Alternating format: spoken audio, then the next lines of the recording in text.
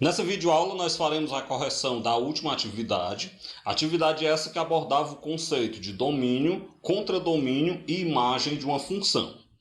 Vamos lá então para a primeira questão, né? A primeira questão diz: no diagrama de flechas está representada a função g de x em y. Ou seja, nós temos uma função g que relaciona elementos do conjunto x a elementos do conjunto y.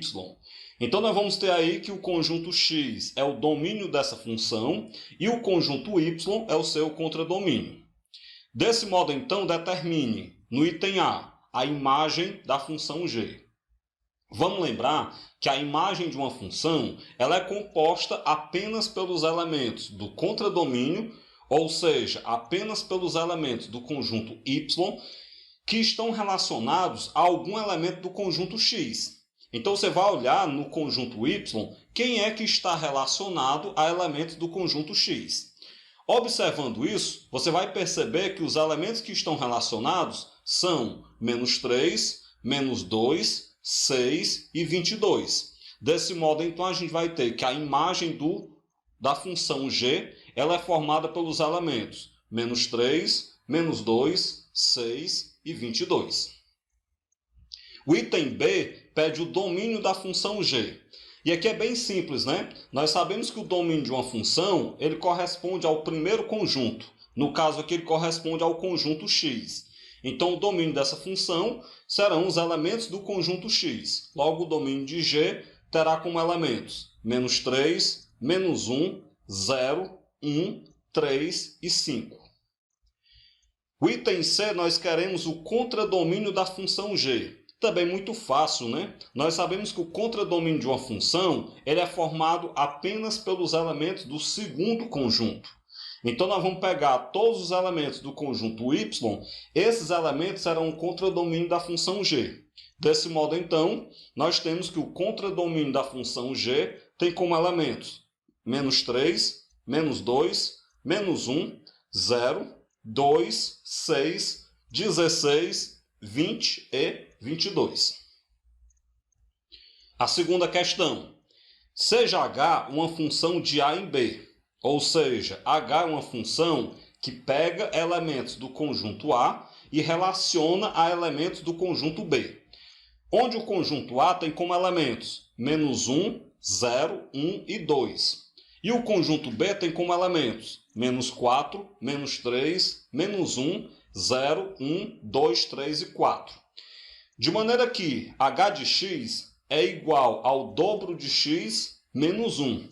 Com, claro, esses elementos x pertencentes ao primeiro conjunto, que é o conjunto A. Então, o que essa função h faz? Ela pega um elemento do conjunto A, esse elemento do conjunto A ela faz o dobro, então o dobro desse elemento x, e subtrai uma unidade, -1. Ou seja, então nós temos que h de x é o dobro de x menos 1, como a própria função fala. O item A pergunta, ou na verdade pede, construa um diagrama de flechas para representar a função h. Pessoal, para a gente fazer o diagrama de flechas, nós temos que saber a qual elemento se relaciona cada elemento do conjunto A. Por exemplo, a quem que eu vou relacionar o -1, a quem que eu vou relacionar o 0, a quem que eu vou relacionar o 1 e assim por diante. E para eu relacionar, eu tenho que fazer o que a questão faz. O que a questão faz? Ela pega o dobro daquele elemento e retira uma unidade. Desse modo, então, dá para a gente determinar, matematicamente falando, quem é essa função h de x. Quando eu digo que h de x é igual ao dobro de x menos 1, dobro de x é 2x, o dobro é 2 vezes. Então, ficaria 2x menos 1. Então, nós temos que a função h de x ela é h de x igual a 2x menos 1. Isso é, então, a sua forma algébrica, né? A sua sentença que representa a função é dessa forma. H de x é igual a 2x menos 1. Feito isso, o que nós vamos fazer agora? Nós vamos representar o diagrama de flechas ao lado. Está aqui, então, o diagrama de flechas, né? O nosso conjunto para representar o diagrama de flechas. O conjunto A, que será o domínio dessa função. O conjunto B, que será o contradomínio dessa mesma função. Então, o que nós temos que fazer agora? Nós temos que ligar cada elemento do conjunto A algum elemento do conjunto B. Para a gente ligar, o que nós vamos fazer? Nós vamos pegar cada elemento do conjunto A e substituir na função. Então, você vai tomar x igual a cada elemento do conjunto A e substituir. Inicialmente, para x igual a menos 1, então nós vamos ter h de menos 1 é igual a 2 vezes menos 1, menos 1. Observem que eu apenas peguei na função h de x, onde tem x, troquei por menos 1. Então, ficou h de menos 1 é igual. 2 vezes menos 1 dá menos 2, então h de menos 1 fica menos 2, menos 1. Menos 2 menos 1 dá menos 3. Com isso, então, h de menos 1 é menos 3. O que eu estou querendo dizer com isso? Eu estou querendo dizer que a imagem do menos 1 é o menos 3. E, claro, desse modo, você vai ligar do menos 1 ao menos 3, como você pode observar aí no nosso diagrama. Depois eu vou tomar o x igual a 0. Eu vou pegar o segundo valor do conjunto A, que é 0, e vou substituir na função. Então vai ficar, substituindo o x por 0, h de 0 é 2 vezes 0 menos 1. Bem, 2 vezes 0 dá 0, então h de 0 é 0 menos 1. Como 0 menos 1 é menos 1, então h de 0 é menos 1. Ou seja, a imagem do 0 é o menos 1. Então nós vamos ligar do 0 ao menos 1. Logo depois eu vou para o terceiro valor do domínio, que é 1. Então, para x igual a 1, eu vou pegar a função h de x igual a 2 vezes x menos 1 e vou substituir o x por 1. Então, vai ficar h de 1 é 2 vezes 1 menos 1. Bem, 2 vezes 1 dá 2, então vai ficar 2 menos 1, que é 1. Com isso, então, se h de 1 é 1, então estou dizendo que a imagem do 1 é 1. Então, você liga do 1 ao 1 do conjunto B. Por fim, então, eu tomo o último elemento que nós temos no conjunto A, que é 2. Então, para x igual a 2, substituindo o x da função por 2, vai ficar, então, h de 2 é 2 vezes 2 menos 1. 2 vezes 2 dá 4, 4 menos 1 dá 3. Então, h de 2 é igual a 3. O que isso quer dizer? Isso quer dizer que a imagem do 2 é 3, então você vai ligar do 2 ao 3. Dessa forma, então, nós temos aí representado, por meio de um diagrama de flechas, a nossa função h, como o item A pedia. O item B pede: determine o domínio, o contradomínio e a imagem da função h. Pessoal, aí está simples, né? Nós já temos o diagrama de flechas representado, é só observar esse diagrama. Então, nós sabemos que o domínio, ele representa, ou ele é formado pelo primeiro conjunto, que é o conjunto A. Então, o domínio dessa função h são todos os elementos do conjunto A, que são menos 1, 0, 1 e 2. Sabemos também que o contradomínio é formado por todos os elementos do segundo conjunto, que é o conjunto B. Então, o contradomínio da função h são todos os elementos do conjunto B, que são menos 4, menos 3, menos 1, 0, 1, 2, 3 e 4. Seguindo a mesma análise, nós temos que a imagem da função ela é composta pelos elementos do segundo conjunto, ou seja, pelos elementos do conjunto B, que estão relacionados a algum elemento do conjunto A. Os elementos do conjunto B que estão relacionados, que são imagem de algum elemento do conjunto A, são apenas o menos 3, o menos 1, o 1 e o 3. Então, nós temos que a imagem dessa função h, ela tem como elementos menos 3, menos 1, 1 e 3. Vamos agora para o item C. Escreva a lei de formação da função h. Pessoal, essa lei de formação nós já fizemos, né?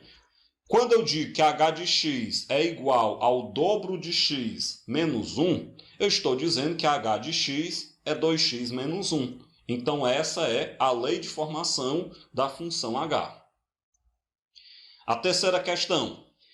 O custo diário em certa fábrica de móveis para a produção de determinado modelo de guarda-roupa, ele é definido pela função C de Q é igual a 20Q ao quadrado mais 250Q mais 450, em que esse Q é a quantidade de guarda-roupas, na verdade, produzidos.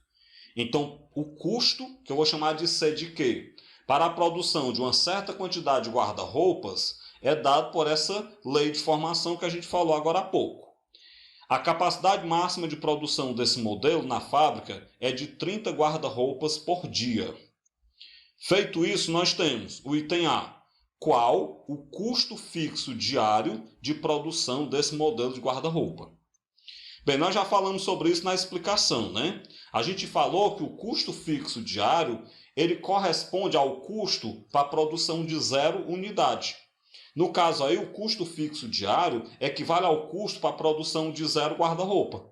Então é só a gente pegar na função, substituir o Q por 0 e fazer os cálculos. Está aí então a função, substituindo o Q por 0 vai ficar C de 0 é igual a 20 vezes 0 ao quadrado, mais 250 vezes 0, mais 450.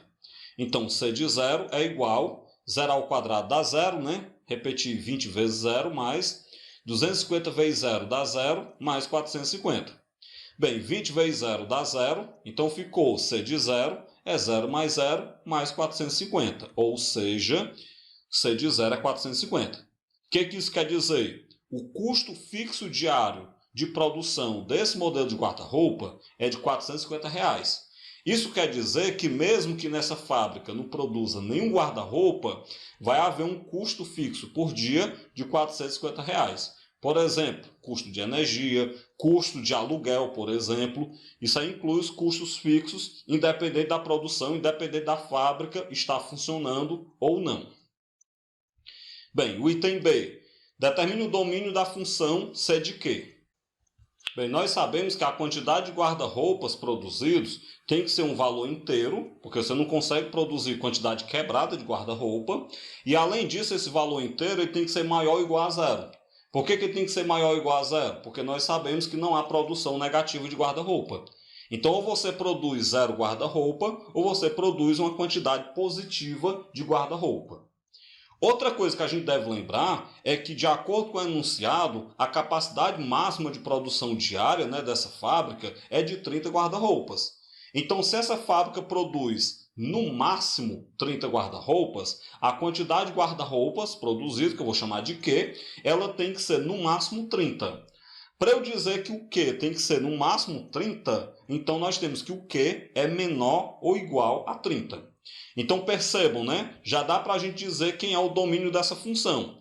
Nós temos então que a quantidade de guarda-roupas produzido tem que ser um valor inteiro, tem que ser maior ou igual a 0 e tem que ser menor do que 30, menor ou igual a 30. Então você vai escrever que o domínio da função C, o domínio da função custo, é o conjunto dos Q, das quantidades, né, pertencente ao conjunto dos números inteiros, já que a quantidade de guarda-roupas tem que ser um número inteiro, tal que 0 é menor do que ou igual a Q, que é menor do que ou igual a 30. O item C pede: qual o custo diário para a produção de 10 guarda-roupas? Bem, se nós queremos saber o custo de produção de 10 guarda-roupas, é só a gente pegar Q igual a 10 e substituir. Então, tomando Q igual a 10, nós vamos ter que C de Q é igual a 20Q ao quadrado, mais 250Q, mais 450. Isso aí é, então, a nossa função, né, como nós conhecemos. Eu vou pegar o Q, substituir por 10, então vai ficar C de 10, é 20 vezes 10 ao quadrado, mais 250 vezes 10, mais 450. Vamos, então, substituir.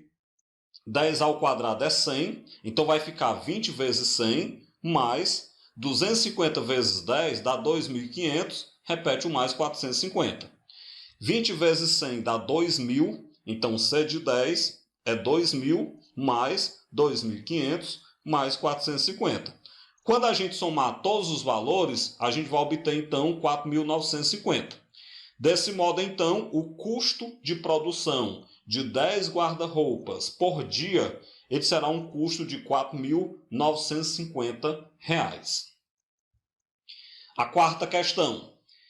Seja a função f, essa função definida de a em b, dada por f de x é x ao quadrado mais x menos 2. Então, nós temos uma função definida de a em b. Essa função, dada por essa lei de formação, f de x igual a x ao quadrado mais x menos 2. Tal que o conjunto A, que será o domínio dessa função, tem elementos menos 2, menos 1, 2 e 4.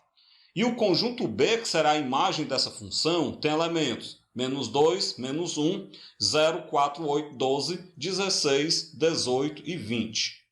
A questão pergunta, qual o conjunto imagem dessa função? Pessoal, só tem como nós sabermos o conjunto imagem dessa função se a gente pegar cada valor, cada elemento do domínio, substituir na função para encontrar a sua imagem. É isso que nós vamos fazer. Nós vamos pegar cada elemento do conjunto A, substituir na função e encontrar a sua imagem. Então, por exemplo, para x igual a menos 2, primeiro elemento do conjunto A, eu vou pegar então a nossa função, aí está ela, e eu vou substituir o x por menos 2. Vai ficar f de menos 2 é igual a menos 2 ao quadrado, mais o menos 2, entre parênteses, menos 2. Menos 2 ao quadrado é 4, mais com menos dá menos, então vai ficar 4 menos 2, menos 2. Ou seja, f de menos 2 é 0. Conclusão, a imagem do menos 2 é o 0. Pega agora o próximo valor, né? X igual a menos 1, e vou substituir do mesmo jeito. Tomei aqui então a função f de x igual a x ao quadrado mais x menos 2, e vou substituir o x por menos 1.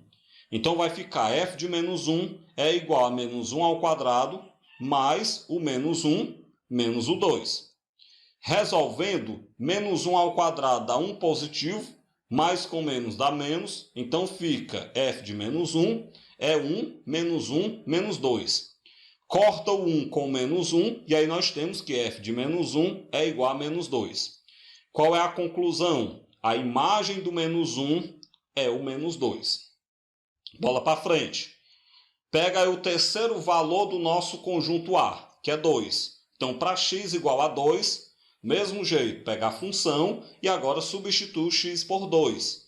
Então, vai ficar f de 2 é igual a 2 ao quadrado mais 2 menos o 2. Como 2 ao quadrado é 4, então f de 2 é 4 mais 2 menos 2. Cancela o mais 2 com o menos 2, e aí a gente obtém que f de 2 é igual a 4. Ou seja, a imagem do 2 é o 4. Por fim, toma o último valor do domínio, que é 4. Então, para x igual a 4, eu vou pegar a minha função e vou substituir o x por 4. Então, fica f de 4 é 4 ao quadrado mais 4 menos 2. 4 ao quadrado dá 16, então f de 4 é 16 mais 4 menos 2. 16 mais 4 dá 20, 20 menos 2 dá 18. Então f de 4 é igual a 18. O que quer dizer que a imagem do 4 é 18. Então vamos lá. Quais são as imagens que nós obtivemos? O 0, que é a imagem do menos 2. O menos 2, que é a imagem do menos 1. O 4, que é a imagem do 2, e o 18, que é a imagem do 4. Então, nós temos aí que o nosso conjunto imagem dessa função f tem 4 elementos, que são menos 2, 0, 4 e 18. A quinta questão. Explicite o domínio de cada função. Nessa quinta questão, é aquela questão onde a gente vai ter algumas funções ou envolvendo raízes quadradas, ou envolvendo frações, que a gente vai ter que lembrar da condição de existência de uma raiz quadrada e da condição de existência de uma fração. Vamos lembrar que no caso de uma fração, o denominador tem que ser diferente de zero. E vamos lembrar que no caso de uma raiz quadrada, o radicando tem que ser maior ou igual a zero. Vamos lá então. O item A traz a função f de x igual a raiz quadrada de 3x menos 5.